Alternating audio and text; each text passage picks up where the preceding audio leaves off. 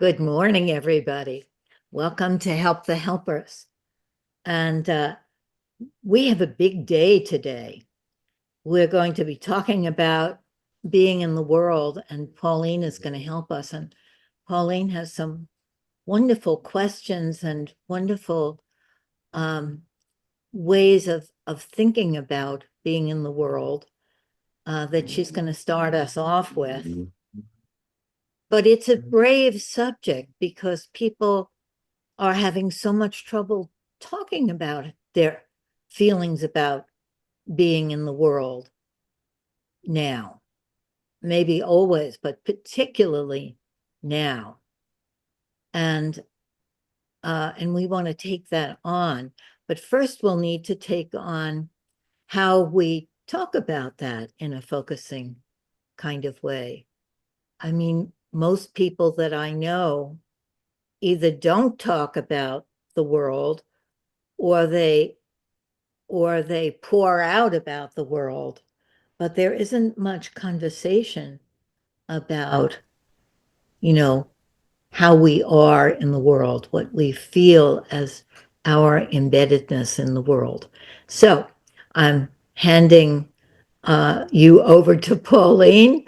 Pauline, thank you so much for doing this. Thanks, Lynn, and good morning to everyone. Afternoon here.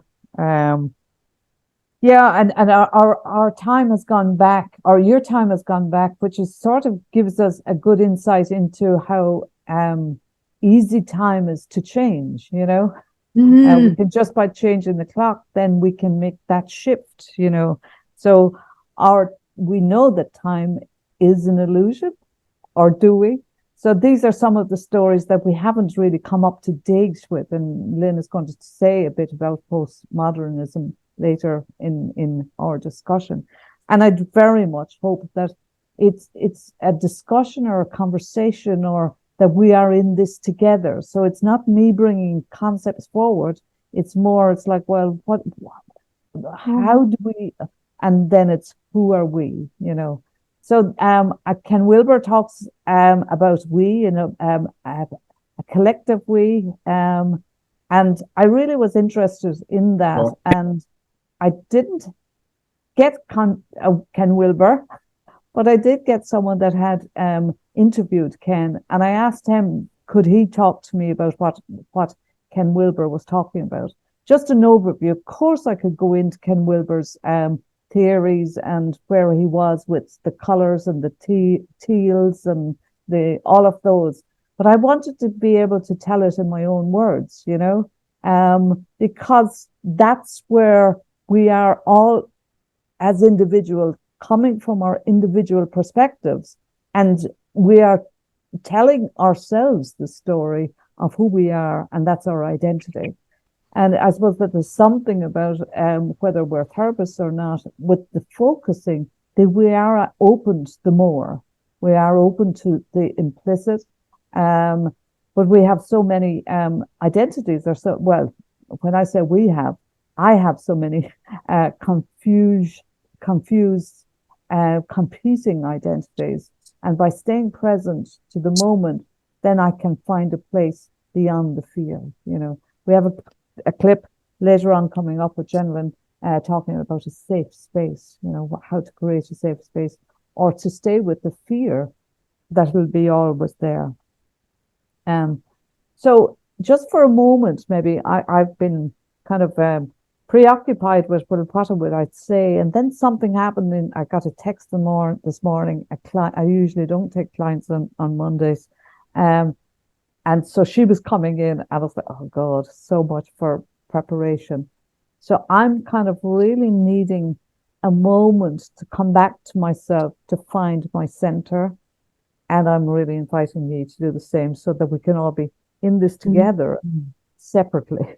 So just for a moment, maybe just to take that pause and come back to your self. And we kind of have ways of bringing ourselves back by feeling our feet on the ground, or knowing that we can come back to a center that's familiar. And hopefully at this stage, safe. You're feeling safe within being you.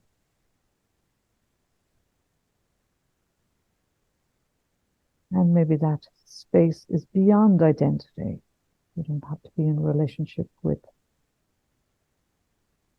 anyone but you in this moment.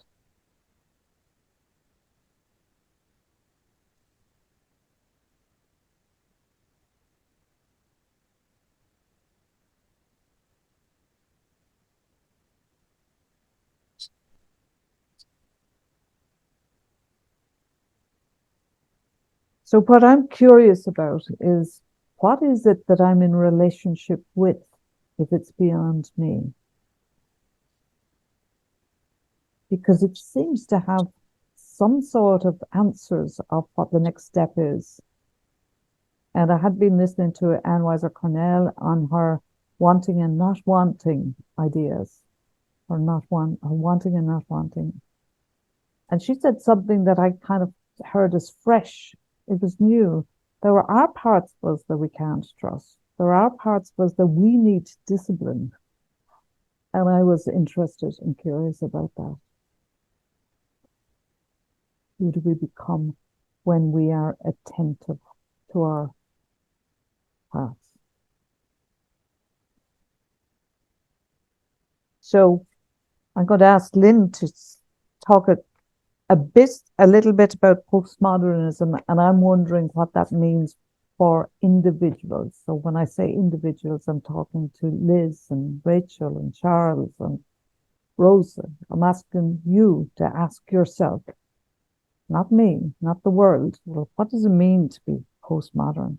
And for me, it's beyond the old traditions of being obliged and obligated and being fearful of being judged. Of course, when I'm not in relationship with others that I don't know, of course they're going to judge me. It's just, and they're going to be critical. And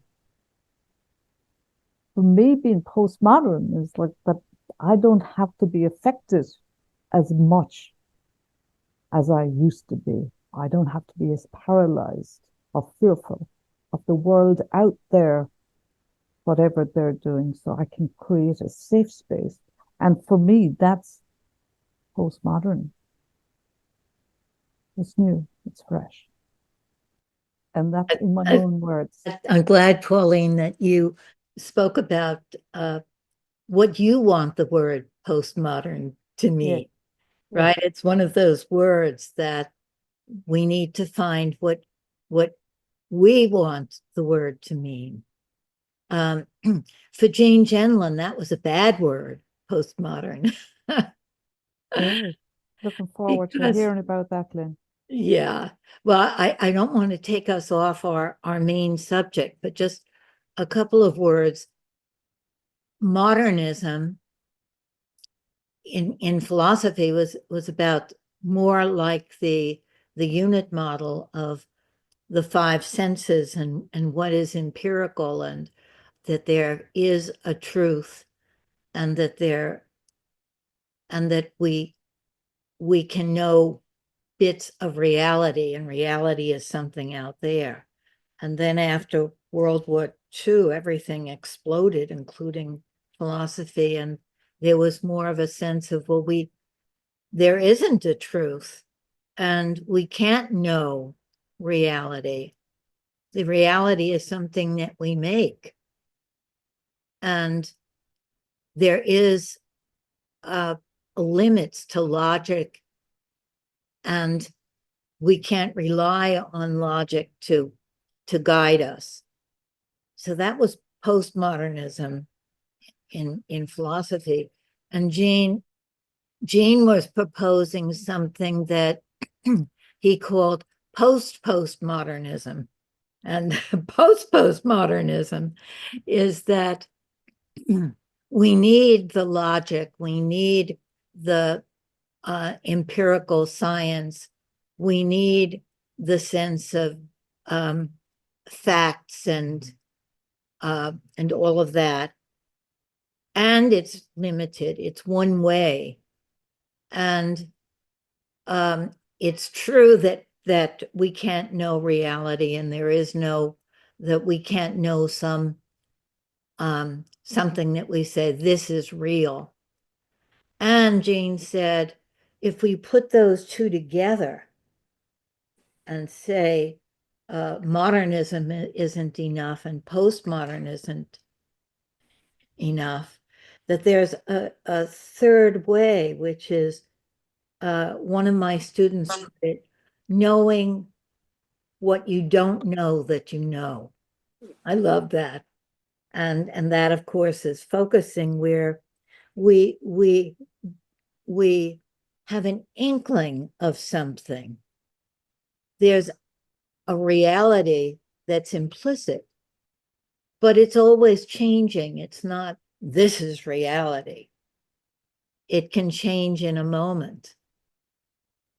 We can bring our understandings of modernism and of postmodernism together to find the what we know implicitly, what our bodies know, and we are the knowing. We're sort of like knowing machines, although I hate the word machines. You know, we're going to find a direction, and that's deep within our systems, to find the more right way. And I love the way Jean said, not to find the right way, there's a right way and a wrong way, but to find the more right way, and the more right way of thinking and speaking in the moment. Is that okay, Pauline? Is that what you want? Yes, I love what you said, that we can't know, it's beyond not knowing. Also the postmodernism, you know. What I am wondering is, like, is there a new identity that we, and it's like, well, who the we are, you know? But I think that if there is the potential, and I maybe call it a spiritual potential, like we have in a human potential movement, and could there be now a next movement of a sort of a spiritual, but it's beyond the knowing, that we're kind of, we know that there's another bit to go, or that we can know more than we don't know. And I would wonder, is it time for that now? Put words on that, you know, and be, well, it doesn't matter whether it's unapologetic or not, or apologetic, but it is actually explicit now. And I would say it like this for myself, that I have faith in something that I know, that has been with me, or I have an experience that this is my faith, rather than the old traditional. So if it's postmodern, I can say that, but that's a bit awkward, and I don't even like labels like postmodern. What does that mean? It's just now, you know. So yeah, and everyone maybe have feelings towards this, you know, so it would be like, oh yeah, you too, or me too. And this is where the safety comes from, you know, the safety of this. So I'd certainly, maybe, I don't know whether now is the time. It's kind of just like to hear from others and saying, have we lost you already? Or, you know, is this something that Maybe, is engaging? yeah, Pauline, if it's okay with you, maybe we'll just read the introduction to the paper that I just wrote for a psychoanalytic conference that sort of lays out this, talking about the world. Should we Rose do? has been trying to raise her hand for a long time. Oh, Why don't we let her Okay, succeed? sure. thank you. Thanks, Jim. Yeah. Rosa, is it? Jim, you said, Yeah. yeah. Yeah, so I'm really glad to be here. I'm kind of trying to track the flow. The main reason I'm here, Pauline, is that I really like you and I like your contributions, and I was just really curious what this whole um, theme of relating in society would be, is just connected with a lot of what Lynn has been doing. And so then you mentioned Ken Wilber. I've read a little bit of him. And you mentioned the term postmodern, and what does postmodern mean, or what would you like postmodern to mean for each of us? And then Lynn was talking about how postmodern, it was a bad word for Jean, and then kind of laid out how, modern was the unit model, and postmodern is like there's no truth. And then what happens if we hold both of those, because the unit model is useful for some things. So I was wondering, I kind of perked up because the word postmodern wasn't anywhere in your announcement, but it's something that I've thought about a lot, and I would like to say a little bit about what postmodern means to me, if that's okay, if it's a good time to do that. But then, Pauline, after Lynn spoke, you started talking about, and you said something about what can we allow ourselves to know? And then you mentioned the word faith. And now I'm like really intrigued on an even deeper level, right? The book that really rocked my world around all of this is Charlene Spretnak's book. She was one of the founders of the Green Party in the US, and she's like a philosopher and I don't know if philosopher is exactly the right word, but social theorist. And her book is called States of Grace. And it's two things. She's looking at various spiritual traditions. So one of them is what she calls Abrahamic. So it's Jewish, Christian, and Islamic. And then another is Buddhist, and another is women's spirituality, and another is Native American spirituality. And with all of these, she's looking at their gifts, and she's also has this whole discourse about modernism, postmodernism, and she doesn't call it postmodernism, but so she's talking about postmodernism and faith. So that's why I got all excited about wanting to jump in. And basically, what she's saying is that in her view, even the postmoderns are modern. Like there's nothing postmodern about the postmoderns, because the way she's kind of carving up the world is modernism is about the thing stuff or the unit model or whatever. Postmodernism says, oh, there's nothing that we can hang on to. But what she's pointing to is that both of those don't have relationship at the center the way that Jean did, right? So, but she's not talking about Jean. She's not aware of Jean's work necessarily, but she's talking about what would it mean to live in a world where we felt that connection was at the center. And so that's why she says that postmodernists are still modernists, because they've just blown everything up, but they haven't like discovered fundamental connection. So anyway, that's what I wanted to put in there about postmodernism. And then just the thing about faith, that she's saying we don't have to take any one thing as true, but we can gain value from each of these explorations of faith, and what is the value that each of them can offer to this process of moving into a sense of deep connection and deep relationship. That's it for me. Check. Yeah. Thanks, Rosa. I mean, if our body knows that, that just felt warm, and it felt, that you were pulling the strands of what I had started with together. And that's the beginning of me kind of like feeling easy, so it's beyond the words, it's beyond the terms. And hopefully then collectively we can start finding words. It's almost like a harmony, that we're actually going into the unknown, but that it's responding back, and we're responding back with words, and then we're beyond the fear, at least, So thanks so much for that, Rosa. Yeah. Could I ask Thank one you. question, and unless it's just too complicated, if I could get a really short answer? Can I respond to Pauline first? Of course. Um, at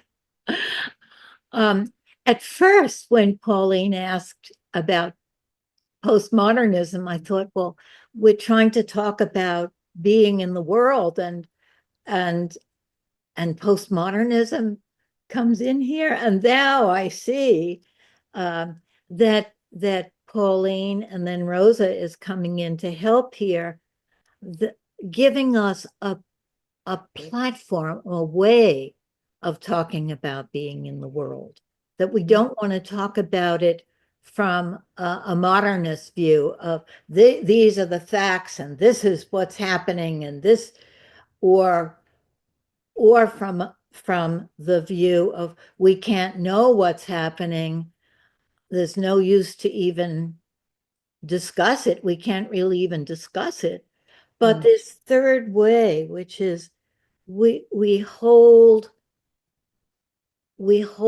our truths to be both deeply personal and to go way out into the world, and also to be changing, and we change our truths with each other. So we're sort of forming a web that will help us in our conversation about something that's difficult to discuss. Liz. Yeah, could somebody who knows about this stuff say really briefly what modernism was doing? We're starting with modernism. I'm so ignorant that I need to know, what was that revolution before we know about the next one. Did that make any sense? Well, I just love, sorry, I Lynn. think you might have missed my little talk about that, but I didn't go far back to what modernism was. No, I didn't miss it. I'm starting there Ah, and wondering, what the modern, we're saying modernism is sort of old-fashioned unit model, but it was a revolution. So I'm yes, asking, yes. against what? What was 19th century that 20th century said, that's old hat. We have this new stuff. What was the right before that it was rebelling against? Right. Well, science and the idea of cause and effect, and that there is a reality, was very revolutionary. Before that, there was the idea of the church would tell you, at least in Europe, what that the world was flat, and you better not say the world is round or else you're a heretic. And the idea of following logic and empiricism was very radical. Okay, I just want to, to not go so like to get all involved, but I get it. I mean, I thought of that as more enlightenment, like earlier, this, science and the microscope and all that. So I thought modernism, Freud, Marx, people, modernism is more a couple hundred years Yes, later. yes. I'm not. Yeah, we're not. Yes, We're not. I'm not But an expert on that at all. yeah, And now I think that I want to bring us back to our conversation for this morning, because we can lose it with philosophy. that's And very then, interesting. yes, I just, if I may, I do want to add that it's my understanding that when science first came up, people still were open to multiple ways of knowing. And so there were scientists who also were people of faith, and the oh, yes, separation between them happened yes. afterwards. And part of modernism is kind of saying, the measuring way and the unit way is all there is, and kind of throwing everything else out. And that's my understanding. Thank you, Rosa. That was succinct. And I'd sort of really encourage us all to internalize the question, what does it mean to me? And the me being the center of what knows now, So it's staying with the not knowing until it actually, there's something explicit in, well, I don't know whether it's modern, traditional, it's something that's alive in me and something that I don't surrender to, but it's more that now there's something in me that has words that I don't know yet. So I think that's when we start have a sense of belonging to a safe space. It's not the intellect, it's more and it's not just the emotion. And maybe that's what you were saying, Lynn, earlier on. It's not one or the other, it's and it's the third way. But that has an intelligence, or that has words it's kind of like poetics, being a poet. Charles, I see your hand is up there. I'd love to hear from you. Okay. Couple of things. The reason I think that Gene was frustrated with postmodernism is that he didn't like the idea, well, it's just anything goes, any opinion is just fine, because he didn't really believe that. And there's a wonderful story he tells about he had come up with some idea in physics. And he thought, oh, well, let me talk to a physicist and ask him if this idea has any validity, because I'm not a physicist. And he tells his idea to the physicist, and the physicist, oh, yeah, that's just fine. That's just fine. And he says, well, what's fine about it? He said, well, because in modern physics, everything is fine. And Gene was kind of like, well, that wasn't the answer I wanted. I wanted to know if my idea held up. And not to think that anything goes was not really very satisfactory. So the other thing I thought as I've studied Gene is that he had somewhat of a pragmatist idea about truth. If something carried forward, if it made life richer, if it made it had a truth, and if it didn't, then it didn't have a truth. In a way, it was sort of whether it served life or not was his criterion. And so he would you say, whereas he could start with something vague or something not yet clear and stay with it and come to something. That doesn't mean that was the final thing, because there would always be a further experiencing, a further questioning, a further development. But you didn't just get to nothing. I think he even said that empty space is very thick. It's not like it's empty. Yeah. Yes. So I want to just throw those ideas out.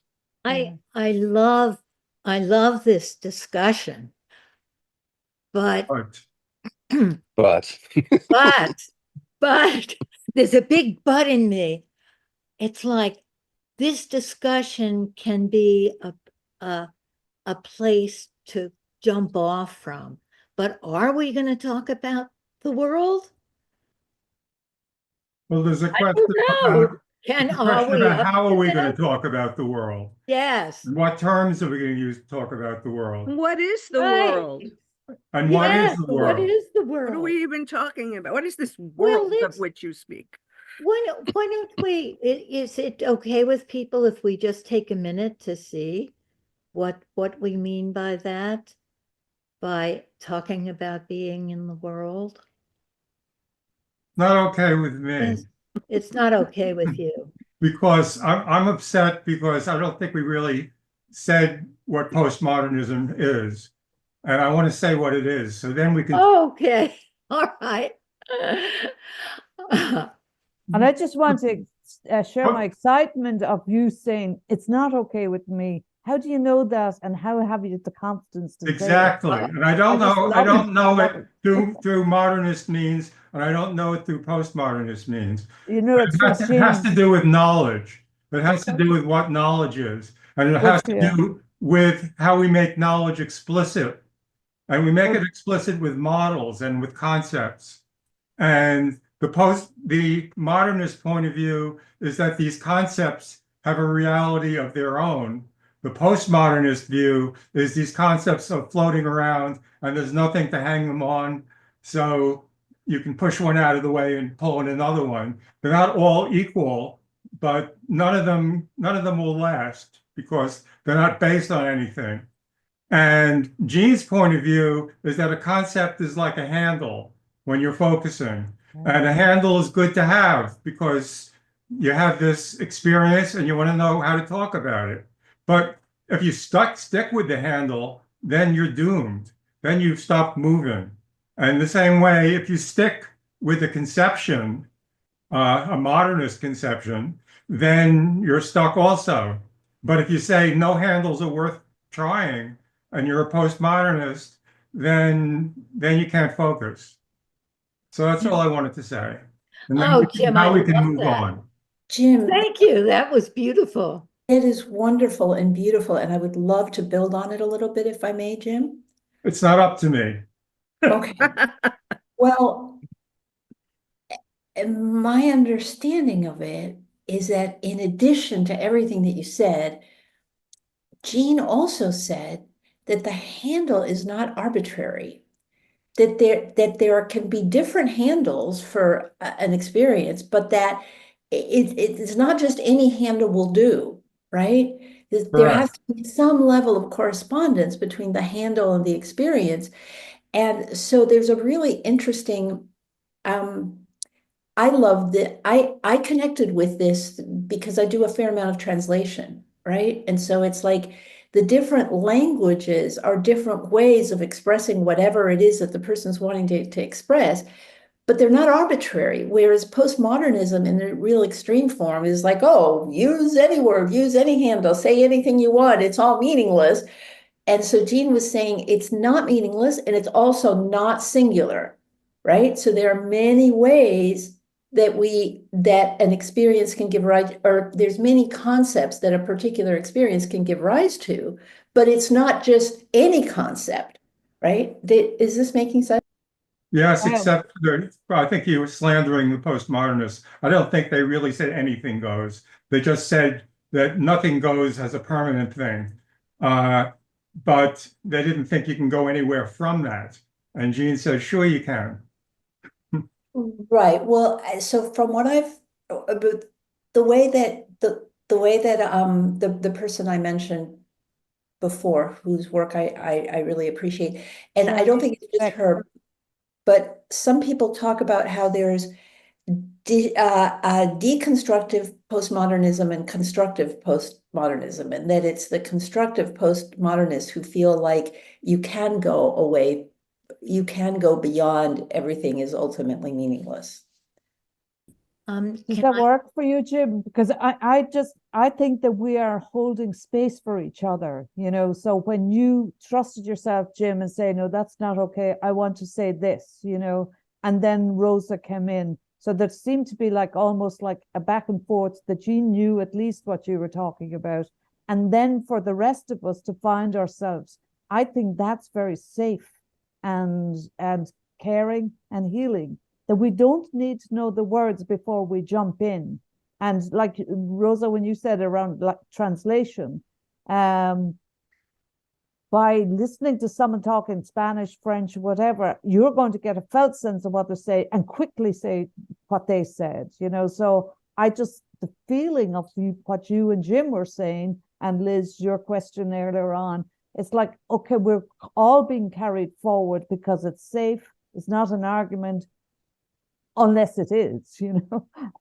But then it's coming back down into the body sense and saying, well, how are you, you know, it's like, well, how am I in this, you know, that it might be just fascinating to hear someone really talking about what's interesting to them, or something extra might have emerged out of the discussion, you know, that I feel a little bit more enlightened or a little bit more confident, I suppose. That's what I'm hoping that would come forward.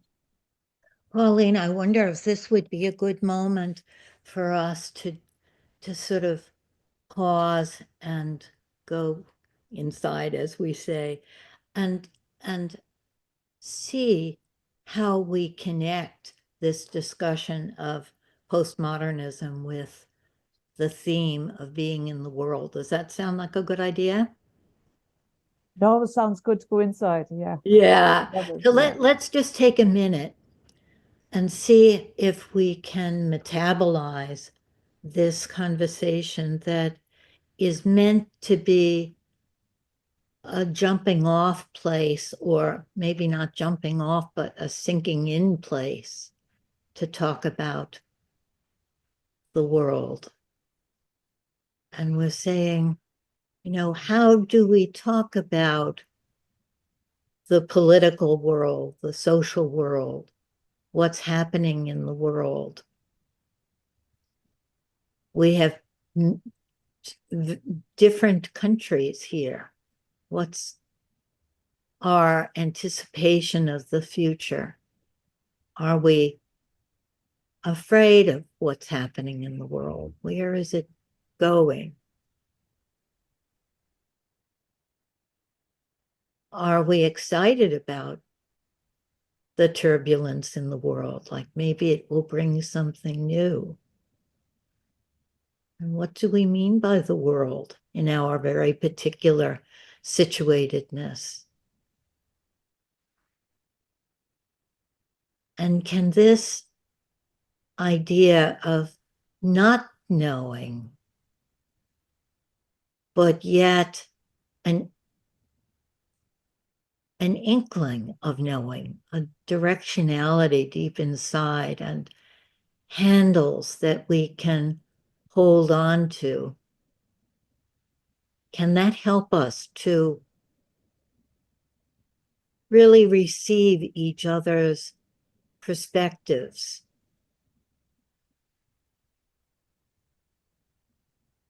Is there anything we want to say to this community about how we feel about the world?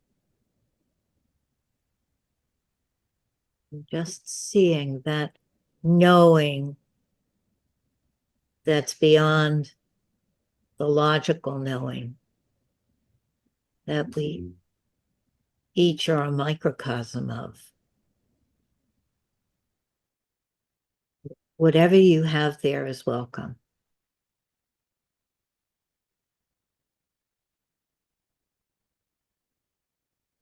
And I'd put a I'll say a sense quick word. Okay. of belonging in that. You know, do you belong in this moment? Because this is our world just now. Yes, Thanks, Charles. this moment Yeah, is that's shared world. Yes. yeah, probably just kind of moving in the direction I was going. The world is a very big, what do we mean, right? We say the world. Gene started with body environment. So that's the experiential world, the world as we feel it, experience it, know it from our felt sense. Uh, it's not an abstract world. It's this world, or it's the this that we have here.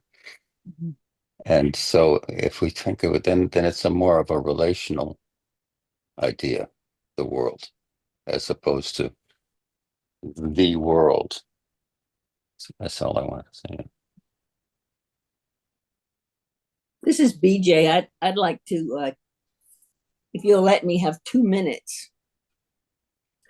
I was in the wine country in California and had wandered out into the woods.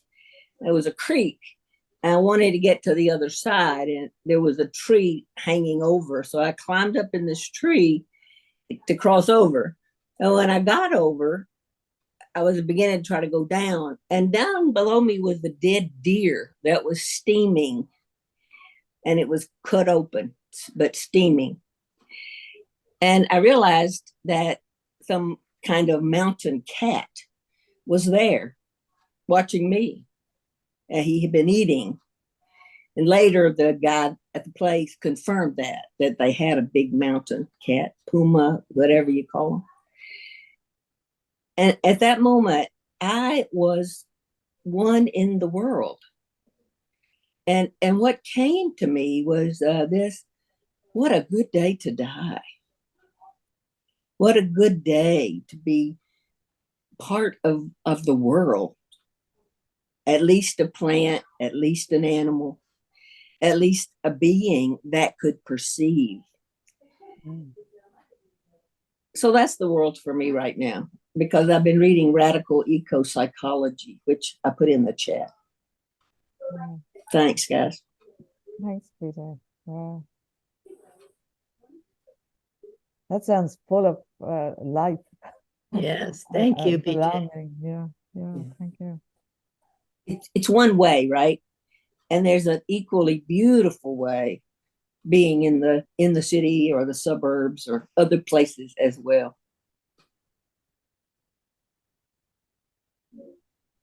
Michael has his hand up. I don't know. Yeah, I like that. I'm you, Rachel. Thank you, everyone. This conversation is very exciting and very existential for me because there's a lot that has been said already that is very powerful. But I have to say that for me, I've come to feel that I can only know what we call the world through my own living experience. That's my only way to know the world. In the same way that Lynn at the beginning said, we cannot know reality. The world is another word for reality for me.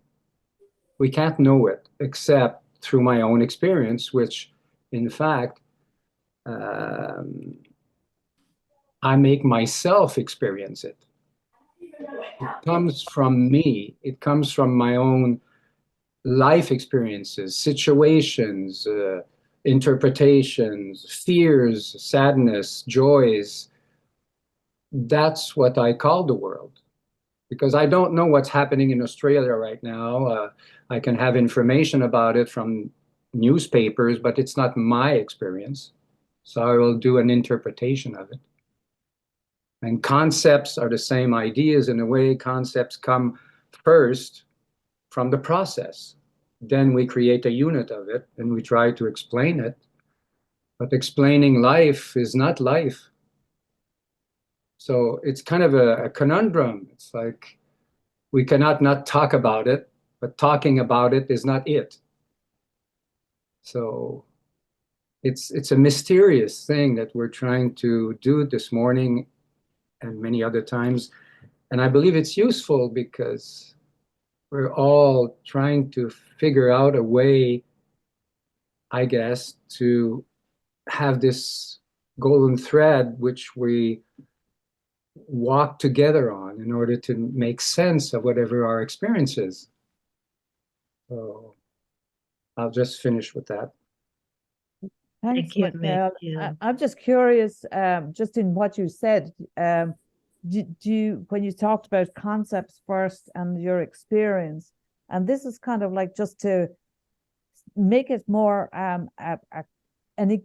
equal in the sense of it's not hierarchical equal, but it's kind of like conversational equal, you know. So it's my curiosity is saying, do you think that there's something beyond your own concepts and your own experience? You know, are you surprised sometimes that sort of things work out better for you, or you know? So I'm just surprised. I'm just wondering and curious. No, I'm not surprised sometimes. I'm surprised all the time. Okay. And you know, for me, relationship, the experience that I have was by dancing with thousands of people with contact improvisation for 30 years, touching people 10 hours a day for years. That's my experience of what relationship is. A lot of people don't have that experience. They have other experiences, but I don't know what that is. So I'm interested in learning, hearing, and listening to what people have in the form of their own experience about relationship, about philosophy, about whatever it is. But it's our experience. It's not what it is. It's our experience. That for me is interesting. And I have a hard time myself doing that. I'm talking about, and it not necessarily comes from my felt experience where it's being created at the moment that I'm saying it. But I'm becoming, with all our talks and following Lynn's work, there's a deep something that is transforming. And either I feel people saying things that I react to or that I want to follow because I find more interesting. Everything is useful. Yeah. So please. Thanks, Michael. Yeah, I'm interested in kind of what is alive in us individually that is useful, that we can all sort of have a space, that sort of a politics that we can actually contribute. It doesn't matter whether it's in opposition or, you know, but it's in response to each other, you know. It's like that moves me deeply when you say that. But yes, so that sounds like a dance. Liz has her hand up and Alexandra also. So it's Alexandra and Liz, you have your hand down just at the moment. So let's go back to Alexandra. Well, I Hello. actually, it Yeah. went down by itself for some reason. Okay. Well, I just wanted to ask, we have our we're doing the personal here. And but we were also talking about the world, and we're talking about in this community.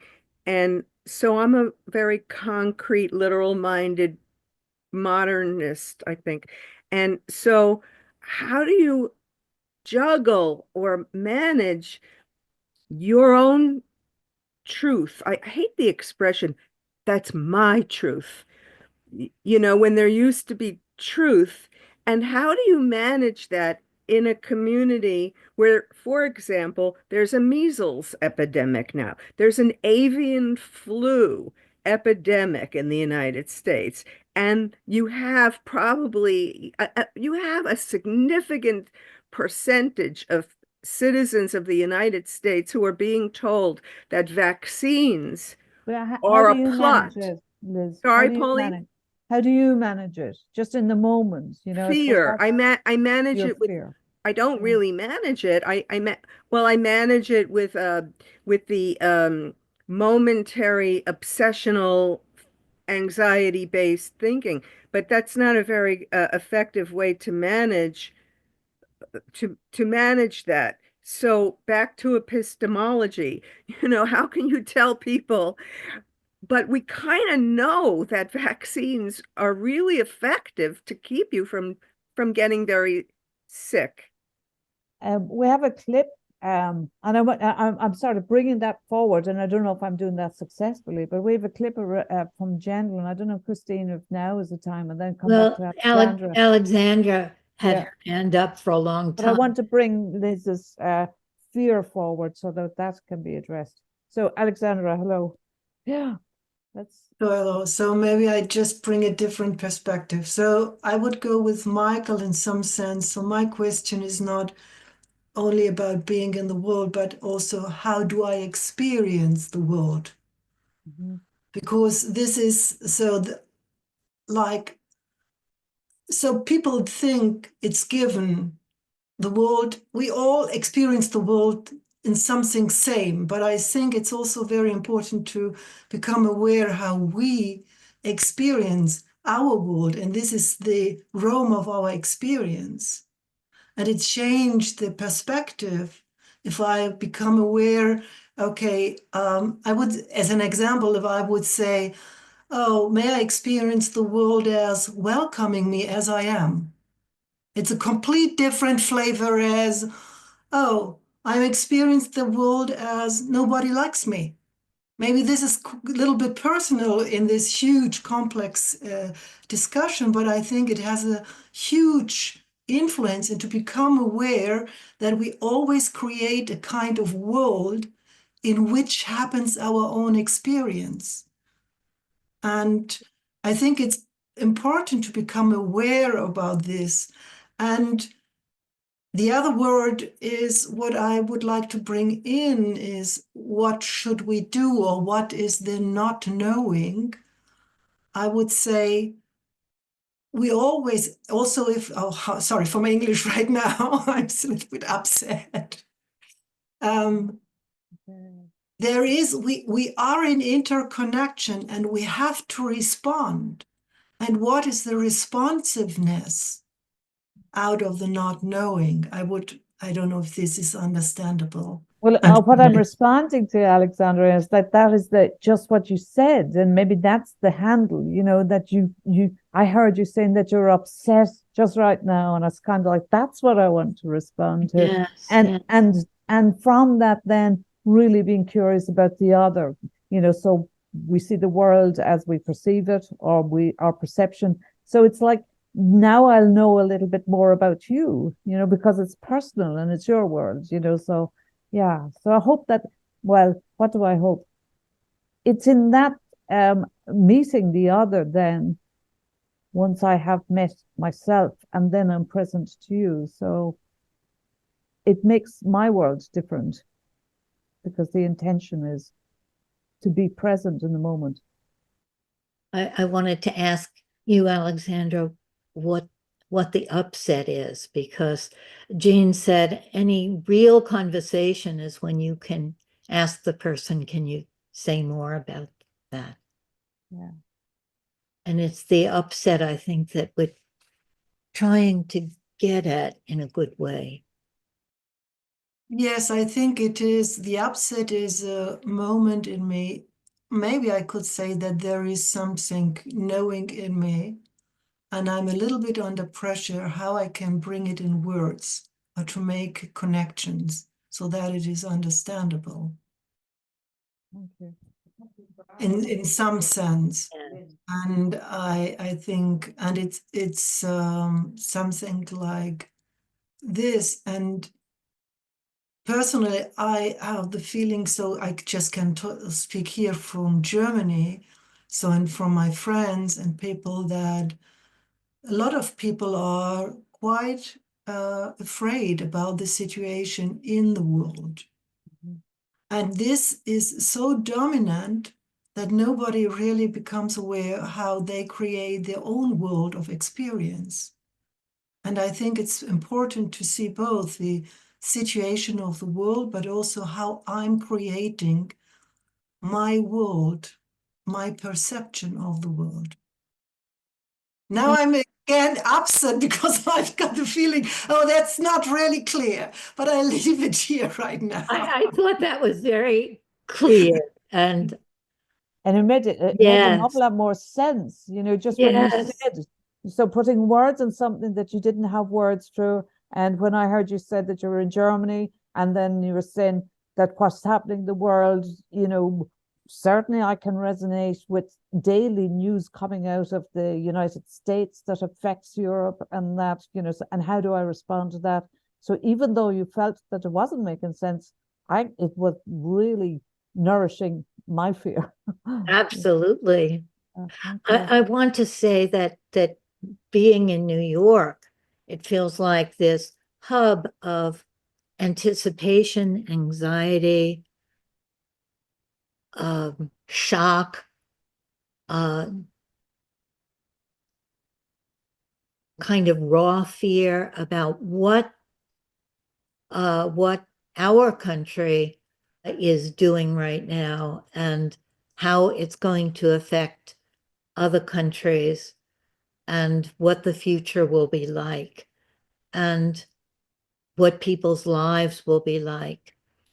And I noticed that this anxiety about the political world comes in all different ways. Sometimes not explicitly, sometimes it's sort of under the surface of things that we're all saying, things that my clients are dealing with, things that groups are dealing with.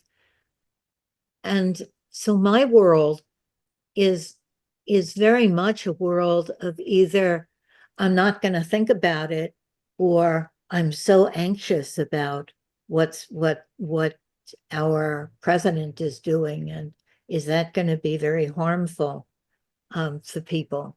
Is democracy over? That kind of thing. And I'd be so interested to know from other countries like your country, how people are feeling about the political world and how people are dealing with their anxiety if they have anxiety. Are people talking about it? Lynn, if I may jump in here. I heard you circle back to something that you had mentioned at the very beginning, that when we're talking about the political stuff, either we're not talking at all about it or else we're pouring out about it. And you also mentioned something about how you were experiencing the current situation and how you see other people that appear to be reacting to it in different ways. And I'm wondering if this would be a good time to bring in, I'm sorry, I don't know how to pronounce your name, Hisu Lings? Yeah. From, I'm sorry, I didn't get it. He Su-ling? He Xiu-ling. He's You can call me he, just okay. he or Xiu-ling. Su-ling, okay. So Yeah. she had put in the comments that she's still thinking about clarifying the term modernization because it is not necessarily the same as civilization. Modernization could be decivilizing. And I think it might be a really good place to bring this in because it feels like, so much of this chaos is being caused by some hyper modern people like Musk, I would describe as a maybe hyper modern person who is having a very decivilizing effect in my view. So anyway, that was just, maybe that's not at all what he meant by it, but I did want to bring in her comment because she had put that in the chat and I found that really intriguing about making a distinction between modernization and civilization. I also want to circle back to something that Liz. Maybe we could hear from her, Yes. Lynn, just in a Yeah. moment. Thanks, Rosa. Just how are you now? How are you now? I'm Yeah, wondering. thanks, Rosa. I'm curious. Thanks, Rosa, for bringing up the comment in the chat. Yeah, and your remarks also. Your response actually make it hurt. Yeah. Thanks, Rosa. Yeah, from the beginning, I'm actually juggling between the two also, the jumping off and sinking in. These two is actually playing in me from the very beginning when we are talking about the modernization, about the reality of the world. Because as Alexander put it, I may have some knowing, but I'm not sure if I put that into words, it will help me to make connection to the topic that we are having today. I may have off track. And another questions that playing in my mind is, by holding up to a certain reality about the world, will that actually kill my curiosity about the world that we are having here, the world that we are talking about now? Because the world can be, just like the merry-go-round, on and off, we are having different kinds of views in the different positions. And we think that's the reality, the truth that we capture. But it is not the truth. So we may have denied the truth that we are actually in that merry-go-round. The reality is you're going to get off the merry-go-round when your turn is off. When you have lose your, when the time is up, you have to get down the merry-go-round. That's the truth. The reality that we try to, put it aside. So, and we are fancy about the different viewpoints that we are having while playing in the merry-go-round. So I have a lot of things here. I don't have my own answer. I'm trying to,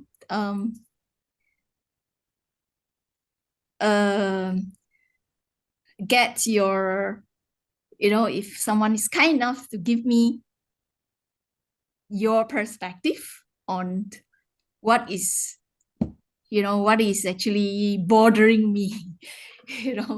The reality is there. We need to get down from the merry-go-round one day. The reality is we have wrinkles on our face. That's the reality. Well, I'm curious about how you would come to your own answer, he's saying, and I think that in the conversation, it's kind of like you were asking others. So in this moment, I certainly get a sense of you. and your English is always fascinating, you know, us that use English as a first language, how you have translated how you are into English, you know, so that's impressive in itself. Just how are you in just now in this moment? Or you just, I'm glad that Rosa picked up your comment, you know. Mm. Do you feel that you're belonging here? Yeah. I Yeah. feel Steady in that? yes. Yeah. I appreciate our conversation today Yeah. very much so far. The dialogues that we have, you know, so far, everyone with different point, different viewpoints, you know, and Yeah. be very genuine and authentic It's nice to and get off the willing to merry-go-round. share. Yeah. Yeah. Okay. Thank you. It's just that I have my own, you know, this one processing that Yes. needs Yes. time to put them into words.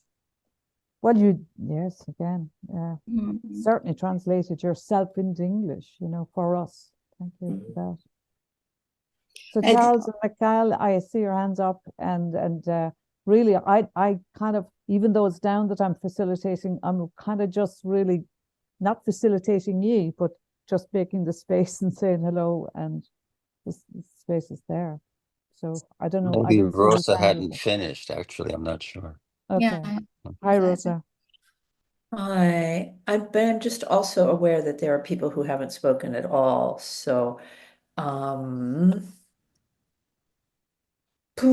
I guess I was wanting to come back to what Liz had said, which seems to me to connect a little bit with what Susan is saying. What Liz, I believe I heard you say something about how sometimes the differences that we have as human beings with regards to things that can have a real practical effect on our well-being. Like, for instance, there's differences about the impact of vaccines, and yet if we don't resolve those differences, it could create an epidemic. Or, you know, for some of us, there's differences about what people believe about climate change, and if we don't address that, that could have existential impact. So it's like, but just like the real practical level of how do we work through when we have these differences that are pretty consequential? And I think Susan is also speaking about that when she's talking about what do we mean by the world. Anyway, so I just want to say that also is of interest to me. Like, what do we do on a practical level with the differences that we have? Thanks. I used vaccines, I think, if it's not obvious, because everybody pretty much has to have the same opinion about them or they don't work. There's really such a good example of you can't have too much diversity of opinion and tolerance about them. So I'm seeing that sort of just an exchange between Rosa and you, Liz, because Rosa was curious about. So does that? Well, I don't know. I mean, I thought that there was an aspect about, I mean, what does it mean on a practical level when we have different experiences of truth? And that I think is a larger question. It's not just between me and Liz. I did put something in the chat of, a very educated person attempting to understand the other perspective of why are people so afraid of vaccines. So I think personally that if we, to the extent that we feel our view is right and the other person's view is just wrong or crazy or whatever, that there's less of a potential of a bridge than if we actually try and understand where people are coming from. But so the specific example might just be of interest to Liz and myself about vaccines. But I think the larger point is what we're talking about, right? Hey everybody, this whole thing about our differences, thank you. And back to what Rosa said about not hearing voices. The other day I heard Susan in some meeting say, could we just have a pause? And I loved hearing your voice, Susan, when you said that. And Beth's hand has been up a long time. Yeah. Beth. Go on, Actually, Beth. I think I saw Michael's up before mine. Do you want to go first, Michael? It's Well, okay. It's you okay. Okay. you haven't spoken yet, Beth. So I'll go Okay. back. I'd love to hear from the people who haven't spoken. Okay. So, being in the world today has a sense of holding crisis and opportunity, which I think very much is like the history of the world, how we hold crisis and opportunity as a risk, as what does one need to come up against taking a risk, and where is that aliveness in our own process to find a path like water finds its path, similar to like a boat that sometimes has to dock and tie up and sometimes floats out into the water. In the history of time, there were dangerous boats floating on water to find safety, freedom. It feels like that's repeating. So being in the world today, it feels like this aliveness of that process of crisis and opportunity, and where is the risk to find aliveness. That's what being in the world today feels like for me. Thank you. Thanks, Beth. What I'm left with is the risk of finding aliveness. That's what you said? What's alive in us? Yes. Thanks, Beth. Yeah. So I see Michael, Charles, and Rachel's hands up, and yeah, I'm not. I'm really kind of not falling into the trap of trying to bring this together, because they're just different views. So maybe the third way is like, what is here? Our tolerance for that is our success.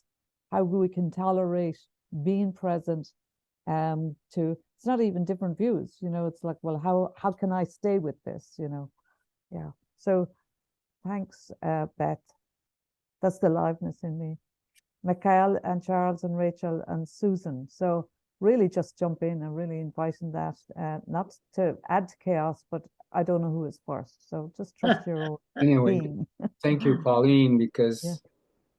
I, in my own experience, I can feel that we're, how do we call that in French and English? Arriving at, even though there's many differences in opinions, there seems to be a will to make it happen in a concrete way. I don't know how to say it, but 1 week ago, we had, I don't remember if it was, I think it was in Help for Helpers, we had the visit of Dan Schachter. Yes. And he brought the Gentlin's text on the obedience pattern. Yes. And it feels for me also the victim pattern for me, with the fear that we have in the world and letting ourselves go in that direction. That means saying yes to whatever's happening, in a way. And Dan brought something really interesting. He said, this year has been a gut punch. There's no other way to say it. And he was talking about the Avaz, where they were asking questions that many of us have right now. He says, amidst so much pain and need, where do we even put our focus? Mm-hmm. And the answer was incredible. And I really like it. He says, we landed with a surprising answer. Ignite a global joy rebellion. Yes. Capable of pushing back against fascism while building new progressive, he says, power, but creating the world we want instead of fighting against the world we don't want, we lose our energy, and we probably will lose in a way. So I was thinking, and Dan Schachter did say that, and I'll finish with this. I was thinking that billionaires are doing whatever they're doing right now, but there's probably millionaires or billionaires that don't know what to do with their money, and we could create an institute for life, you know, and learning and building the world we want. And I believe our group is doing this, but larger scale. Find people who have money, don't know what to do with it, and let's create the world we want. And celebrate life, happiness, dance, singing, arts, what we want. So that's another point of view. Love it. I love it. I love the initiation and yes. And I remember Dan saying that the rebellion of joy. Yes. What do we want rather than what we don't want? I was talking with Calliope, and she found a millionaire that is interested. So let's see in a few weeks or months what's going to happen with this. Okay. So That's we can exciting. join in, Yeah. you know, it's like, this is Yeah. our power. They do what they do, we do what we do. And we have the power to do that. It's a little bit like Xiling was saying a little bit earlier, and even Rosa, and what else? Alexandra also. Thank you. Thank you, Mikhail. Charles and Alexandra and Susan. You're muted. Yeah, I have to mute. Okay. I was listening to He Xu Ling about the merry-go-round, and I always thought, well, obviously the answer is to pause so we can get off the merry-go-round. But I also think that sometimes we get panicky. Actually, pandemics and epidemics have existed for a long time on Earth without vaccines. And humanity has, yeah, it's true. A lot of people died. I'm not want to minimize that. But we don't have to go into panic. We're going to get through this with or without vaccines. And I think the thing that we need to cultivate is thoughtfulness. Pausing helps us to be willing to be thoughtful and to encourage thoughtfulness on the part of those around us. Every time we're thoughtful and calm, we foster more of that in our world. I love what also what Michael, I guess, was saying about how, and it really fits in with some movement within the psychology movement of emphasizing emotions of joy and gratitude and love as being very powerful ways of sustaining health rather than just not getting depressed or anxious, which is eliminating negative things, but also cultivating positive energy in the way we relate.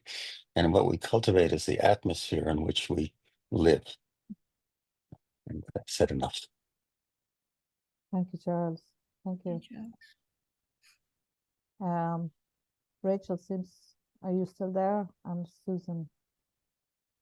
And then maybe we just have a check-in and see what we want to do around breakout rooms and just kind of the energy on coming back to the individual self and saying, how are you doing? Do you feel part of the conversation? Do you feel alive? Really just coming back to the ownership of how you are right now. The mattering of how you are right now matters. Alexandra, Susan. Rachel has her hand up. Yeah. Yeah, thanks. I don't know how to lower my hand though. Will it lower automatically if I start talking? Go to react and it'll have under it lower hand. Maybe. Lower. Oh, yeah. Okay. Well, yeah, I think what could be worse than having your hand up while you want to lower it? Lots of things. Many things could be worse is my answer. So the I feel like it's very courageous that we're talking about the world today, and that could be, I think Jim early on said, how do we want to talk about this? Which was very important. And in a way, I feel like we're sort of being very gentle around what, in other forums, I think I would probably hear and see people, urgently and maybe fearfully or with the vital energy, sans the gentleness, so it's interesting. And I think even following up from what Beth said, in a certain way, like holding both. And I think, Beth, what you were talking about is there's the Chinese word for right, for conflict is crisis and opportunity. Is that right? Like the two characters that make up. And I feel like I'm sort of holding the world at bay in a certain way, like trying not to get my system. World is becoming a playground for the billionaires. The millionaires are sort of passé and are ashamed that they're not billionaires, and that the world, it could become where we're all sort of in this serfdom, and it's a playground for the billionaires. And I have that fear. I have friends very closely affected. I believe I will be personally very closely affected if certain things change, like if we don't have health care that people with small businesses can buy, if things are this unstable financially, et cetera, et cetera. And also, last night I was looking online for the variety of lilac that I want to plant, and because it's spring, and can I plant this myself, because I have trust that the lilacs will bloom and be fragrant. And so there's this, even in a way, circling back to what BJ was saying, there's a kind of anchoring into a big cat eating a deer, and this would be an okay day to die, because I'm so linked into what is substantial, what it is to be alive.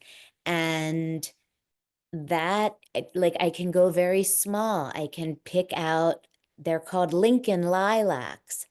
I love Abraham Lincoln. I love lilacs. I love that these two things are crossing without knowing about focusing. So I can come to that and have a little bit of being in the world while also being in this world that's going on all around, and feels very precarious, and like it's off its axis in a way. Thank you, Rachel. My lilac seed. Thanks, Rachel. Lincoln lilacs, that is within your ability or power or your freedoms right now. Yeah. Susan has her hand up. Yeah. Susan, I think that you're on mute. In part to someone, I think BJ, asking to hear voices rather than just to read voices. And also, I have the great privilege of coming after Rachel. And you're such a big heart you have, Rachel. And I'm just receiving that. It's just making me so happy just to receive that from you. And also this feeling of the world as, what is the world again? That is the world, the healthcare, or the $500 billion that we might be losing from tax revenue, or is the world the lilacs, or maybe it's both, or maybe, or some other variation. And I also want to say that I feel like underneath this question is the thing that is bothering. Well, for me, if things are going well, I wouldn't necessarily bring up the question of me in the world. I would bring it up if something's bothering me. So the sense of like fear or anger or sadness, that what happens when I'm stuck there, what happens when the other person is stuck there, that's, I think, or the group of people are stuck there when we're in conflict. That is very, very interesting inquiry for me personally. And, those are the questions I tend to ask, I think. Because if it's flowing well, I probably wouldn't be asking much. And just being kind. being kind to our fear, as Charles has told me so many times, you know, to be kind to it, be kind to our anger, the sense of injustice, which Rachel has, you know, pointed out to me, and be kind to grief and to sadness as well, loss that some of us may be feeling. That's all. Thank you, Susan. Thank you. Yeah, being kind to our fear.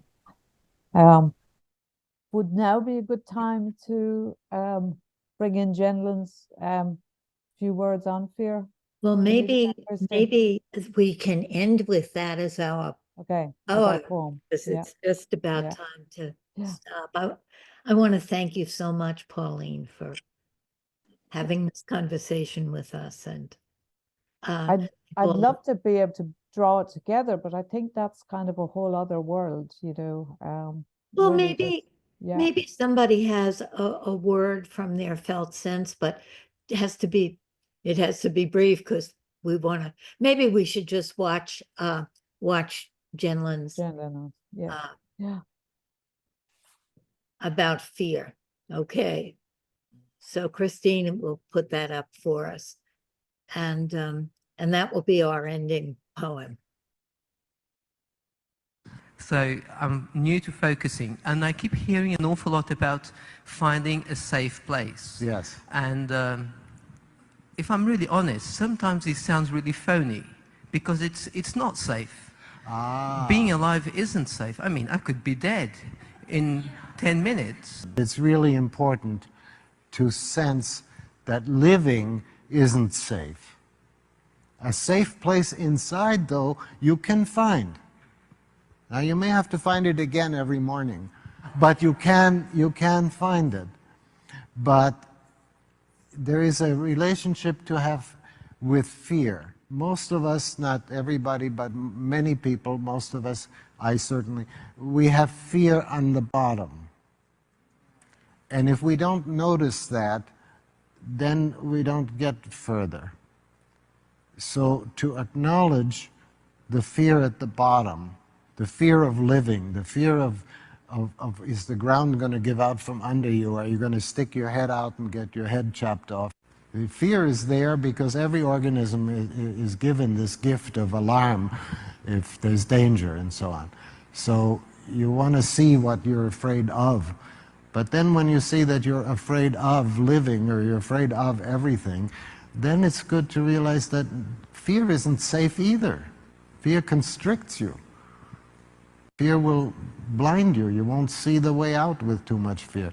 So then knowing that, there's a place where you say, oh yeah, here I can be next to my fear. There's a place where you are you, and that has no content. That was a beautiful video. Thank you, Pauline. It was a lovely way to end our group today, to be next to our fear. Thank you. I'll see you all next week, and thank you again, Pauline. Thank all of you. Thank you. Thank you, Pauline. Thank you all. Thank you. Thank you. Thank Bye you for so now. much. Thanks a lot. Great to see you all. Great discussion. Do you want to stay for a minute, Pauline, just to Yes, I will. Thank you. Yeah. see you next week?